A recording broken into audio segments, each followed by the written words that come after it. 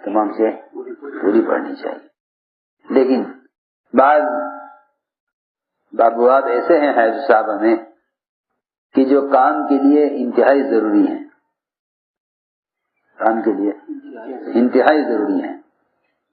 سب سے پہلی بات تو یہ ہے کہ اپنے ساتھیوں کے احوال کا تفقد کرنا چاہیے. ساتھیوں کے احوال کا تفقد کرنا چاہیے. کون کس حال سے گزر رہا، کون کس حال سے گزر رہا ہے، اور ہم کس حال میں کس کام آ سکتے ہیں. فرمایا حضور اکرم صلی اللہ علیہ وسلم نے مدد کرو ظالم کی بھی مظلوم کی بھی، مدد کرو ظالم کی بھی مظلوم کی بھی. جتنا مظلوم مدد کا محتاج ہے، جتنا مظلوم مدد کا محتاج ہے، اس سے زیادہ ظالم مدد کا محتاج ہے. جتنا مظلوم اس سے زیادہ کیوں؟ تو کیسے ہو سکتا ہے؟ مظلوم سے زیادہ ظالم مدد کا محتاج ہے. اس لیے کہ مظلوم کی مدد تو اللہ تعالیٰ براہ راست کرنے والے ہیں، بلکہ مظلوم تو دوسروں کی مدد کا خود ذریعہ ہے. مظلوم تو خود ذریعہ ہے، مظلوم تو دوسروں کی مدد کا خود ذریعہ ہے. فرمایا تنصرون وتجبرون بضعفائکم، سمجھے کہ تم میں جو کمزور ہیں اور مظلوم ہیں ان کی وجہ سے تمہاری مدد کی جاتی ہے. ظالم کو مظلوم سے زیادہ مدد کی ضرورت ہے، اس لیے کہ مظلوم کی تو اللہ خود مدد کرنے والے ہیں، مظلوم کی اللہ خود مدد کرنے والے ہیں. لیکن ظالم کو اس لیے مدد کی ضرورت ہے کہ اس کو ظلم سے روکنا، اس کو ظلم سے روکنا، اس میں ظالم کی مدد ہے، مظلوم کی مدد ہے. ظالم کو ظلم سے روکنا، اس میں ظالم کی مدد ہے اور مظلوم کی مدد ہے. کہ تم ظالم کو ظلم سے روکو، اس میں دونوں کے لیے مدد ہے. فرمایا کہ مدد کرو ظالم کی بھی مظلوم کی بھی. صحابہ کرام کا ایک معمول یہ تھا کہ وہ اپنے ساتھیوں کے احوال کا تفقد کیا کرتے تھے، کون کس حال سے گزر رہا. عمر رضی اللہ تعالیٰ عنہ کسی بھی گھر سے اچانک کھانا منگوا لیا کرتے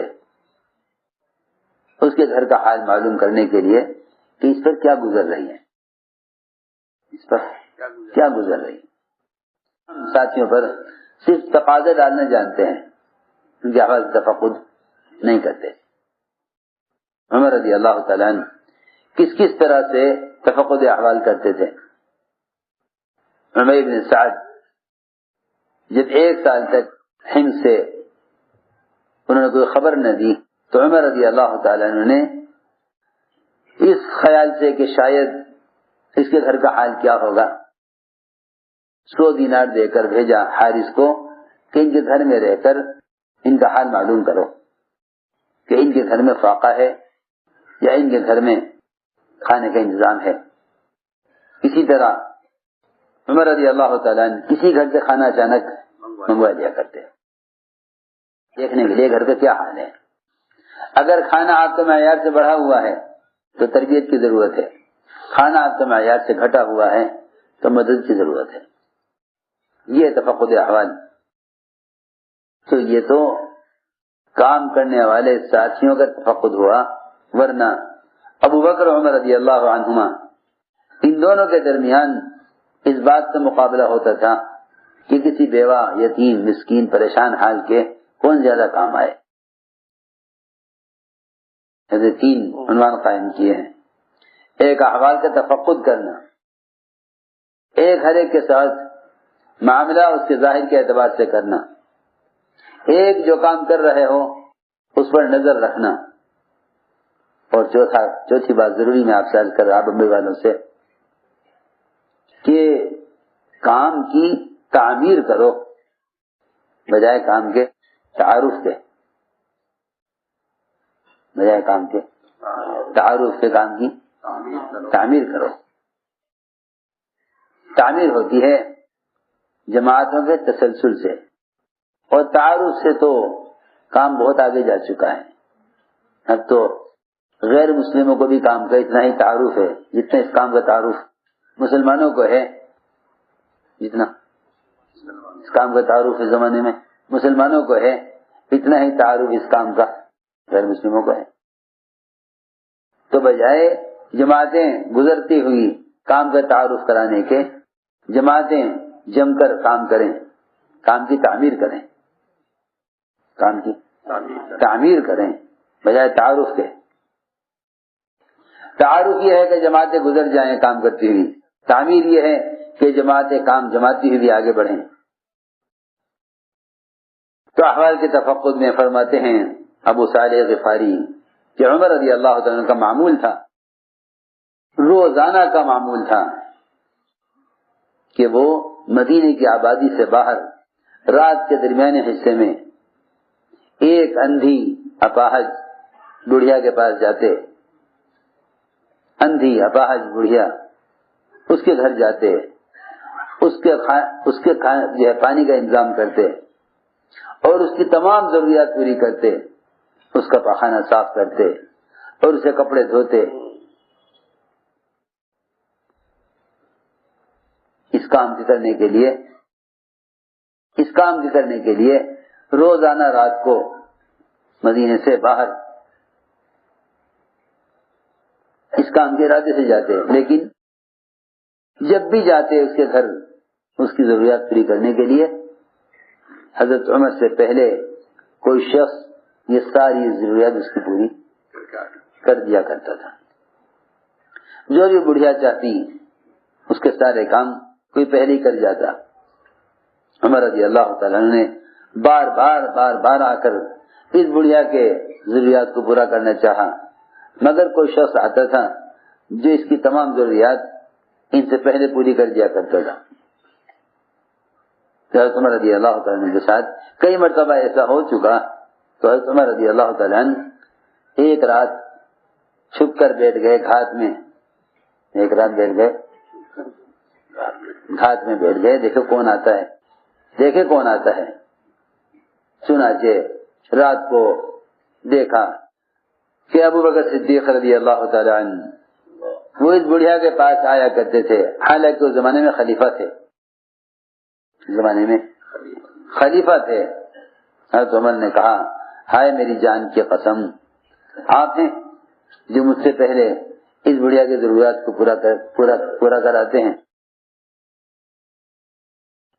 چنانچہ حضرت بکر کی وفات کے بعد عمر رضی اللہ عنہ کا یہ معمول بن گیا کہ یہ رات کو نکلا کرتے تھے اور اس کے گھر جاتے اور اس بڑھیا کی تمام ضروریات پوری کرتے. طلحہ نے دیکھا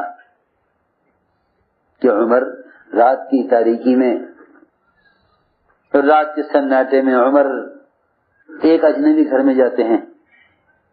طلحہ رضی اللہ عنہ کو خیال ہوا کہ آخر حضرت عمر کے گھر میں کیا کام. دیکھا کہ عمر رات کو ایک گھر میں داخل ہوئے، پھر وہاں سے نکلے دوسرے گھر میں داخل ہوئے. حضرت طلحہ نے دیکھ لیا. صبح کو طلحہ رضی اللہ تعالیٰ عنہ اس گھر میں گئے، اچانک دیکھا کہ اس گھر میں تو ایک اپاہج بڑھیا اندھی وہ بستر پر پڑی ہوئی ہے. حضرت طلحہ نے پوچھا بڑھیا سے کہ یہ کون آدمی ہے تیرے پاس آتا ہے، کیا بات ہے، کیوں آتا ہے آدمی؟ بڑھیا نے کہا کہ یہ تو میرے پاس بہت زمانے سے آتا ہے، یہ تو میرے پاس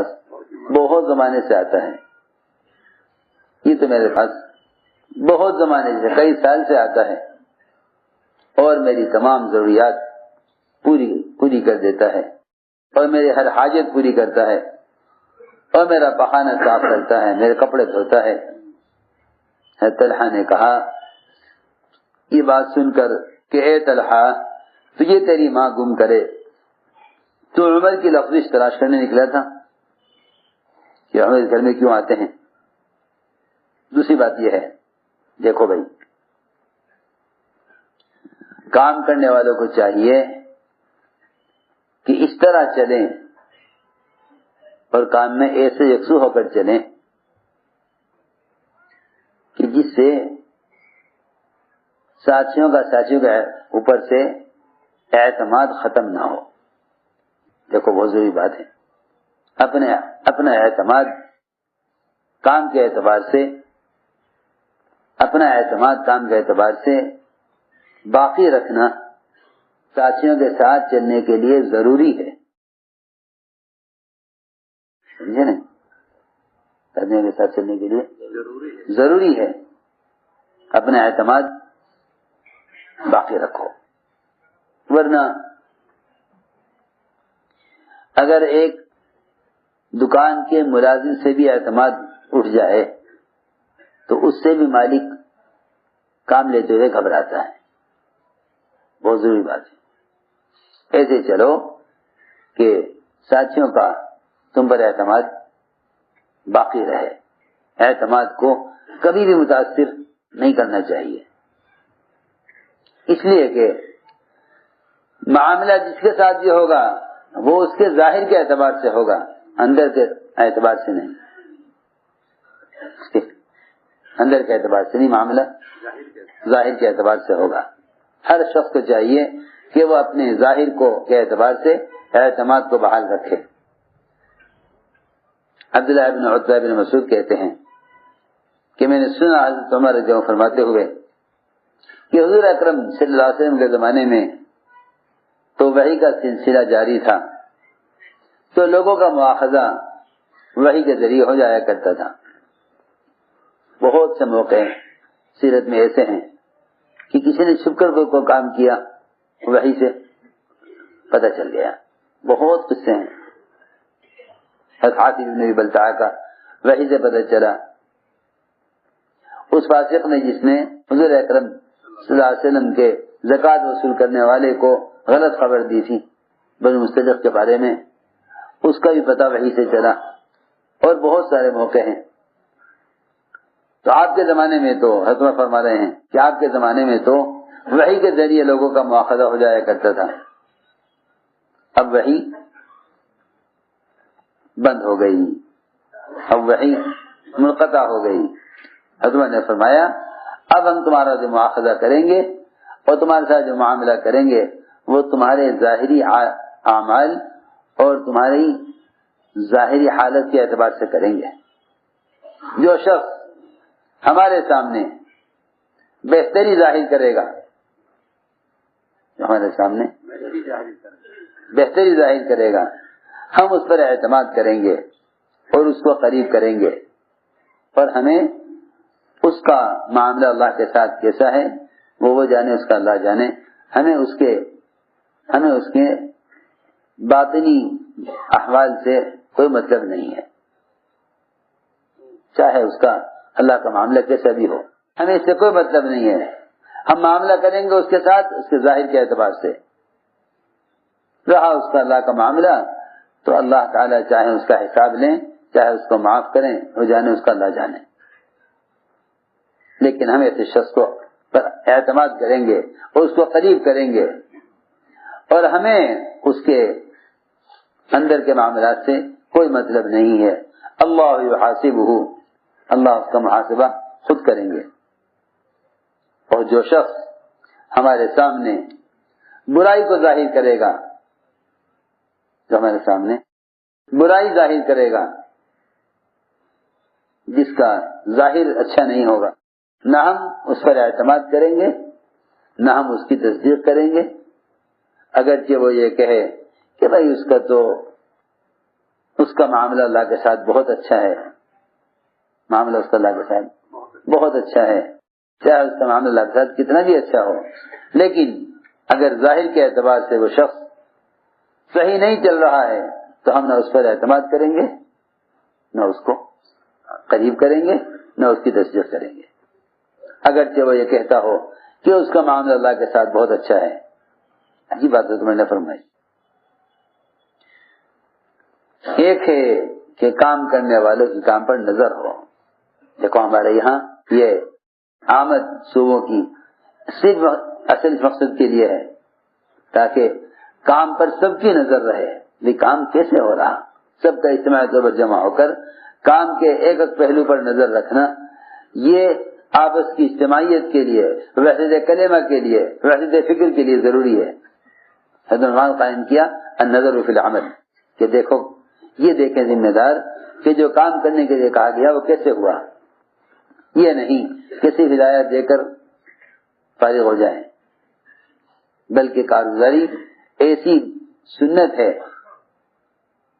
کہ جب کارگزاری سنانے کے لیے چھوٹا آگے بڑھا تو حضور اکرم صلی اللہ علیہ وسلم نے فرمایا کہ نہیں بڑا سنا ہے کارگزاری بڑا سنا ہے۔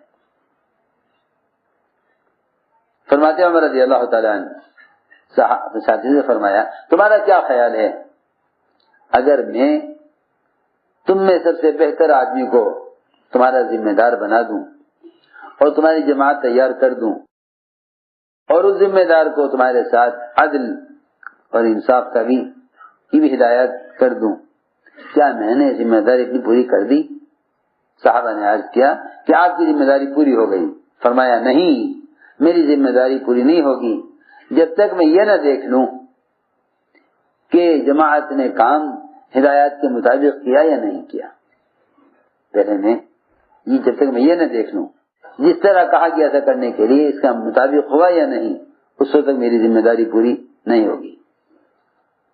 ایک سب سے اہم کام یہ ہے حضور اکرم صلی اللہ علیہ وسلم اور خلفائے راشدین کا معمول یہ تھا کہ جب وہ کسی ایک علاقے میں جماعت بھیجتے تو اس جماعت کی واپسی سے پہلے اگلی جماعت آگے کا کام سنبھال لیا کرتی تھی، پھر یہ جماعت واپس ہوتی تھی۔ اس کو میں عرض کر رہا تھا کہ کام کی تعمیر اصل ہے، کام کی تعمیر اصل ہے، تعارف نہیں۔ کام کی تعمیر اصل ہے، تعارف نہیں۔ چنانچہ یہ سنت ہے کہ کسی بھی علاقے میں ایک جماعت جائے، اس کی واپسی سے پہلے اگلی جماعت وہاں پہنچ جائے۔